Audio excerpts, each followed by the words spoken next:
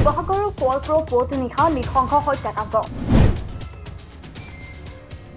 অবৈধ সুৰাৰ বাবে পিতৃৰ হাতত পুত্ৰই হেৰুৱালে প্ৰাণ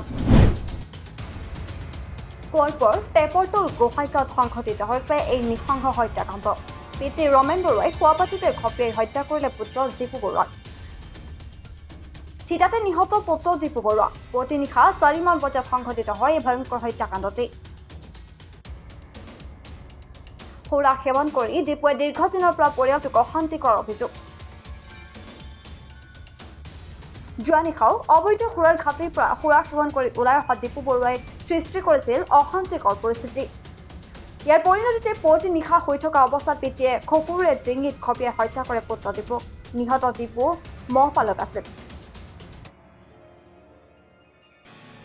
অত্যাচাৰী পুত্ৰক হত্যা কৰি অনুতপ্ত নহয় পিতৃ ৰমেন বৰুৱা হত্যাকাণ্ডৰ কথা অকপতে স্বীকাৰ হত্যাকাৰী পিতৃৰ ঘটনাটো মানে ৰাতিপুৱা শুই থকা অৱস্থাতে দেউতাই মানে ভাইটিক কুকুৰে আঘাত কৰি হত্যা কৰিলে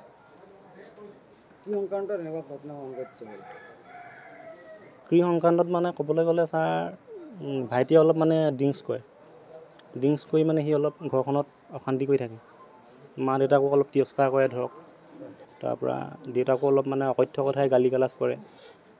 তাৰপৰা সেইবিলাক সংক্ৰান্ততে দেউতাই মানে অলপ মানসিকভাৱে ভাগি পৰিছিলে দেউতাই অলপ বহুত দিনৰ পৰা এই 1 মাহমানৰ পৰা মানে মানসিকভাৱে অলপ হেৰি হৈ আছিলে মানে সেই অত্যাচাৰ হেৰিত মানে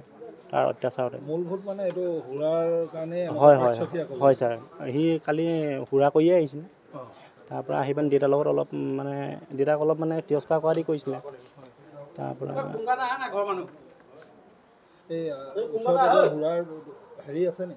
সুৰা আছে ছাৰ এই অলপ আগত তিনিআলিত আছে এই সুৰাৰ কাৰণে ছাৰ আমাৰ গোটেই পৰিৱেশটো এনেকুৱা হৈছে মানে মোক ইয়াৰ পৰা ল'ৰাজনে ফোন কৰিলে ৰাতিপুৱা 5:11 মই শুই উঠিছোঁহে বোলে এনেকৈ আপুনি ইয়ালৈ আহকচোন আমাৰ এইটো বৰুৱা হেৰি বুলি কয় এই জানৰ ঘৰলৈ আহক এনেকৈ ঘটনা এটা হ'ল মোৰ কি ঘটনা হ'ল তেতিয়া ক'লে যে এই জানে এই হেৰিত কাটিলে এই পুতেকক কাটিলে আপুনি সোনকালে আহক মই আহি দেখিলোঁ হয় বিচনাত তেনেকৈ শুই থকা অৱস্থাতে সেইবিলাক আৰু দেউতাকক যেতিয়া সুধিলোঁ ৰমেন বৰুৱাক তেতিয়া তেওঁ নিজে কৈছে যে মোৰ ঘৰত অশান্তি কৰি থাকে সি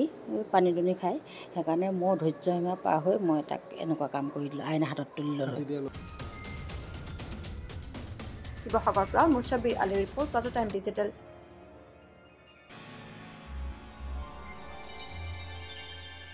অসমৰ সংবাদ জগতখনৰ বাবে এক সুখবৰ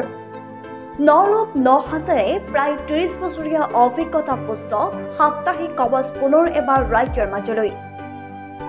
স্বত্বাধিকাৰী প্ৰণীতা কলিতাৰ দ্বাৰা প্ৰকাশিত আৰু অমৰজ্যোতি প্ৰিণ্টাৰ্ছ গুৱাহাটী কমাৰ্চ কলেজৰ বিপৰীত ফালে মুদ্ৰিত আমাৰ ঠিকনা মুখ্য কাৰ্যালয় অসম ফৰেষ্ট স্কুল হৰি মন্দিৰ পথ গুৱাহাটী আৰু অস্থায়ী কাৰ্যালয় কলিতা মাৰ্কেট বিজয়নগৰ কামৰূপ অসম মোবাইল নং 9435114666 আৰু 7024722813 মেইল আইডি prabhati.ahom@gmail.com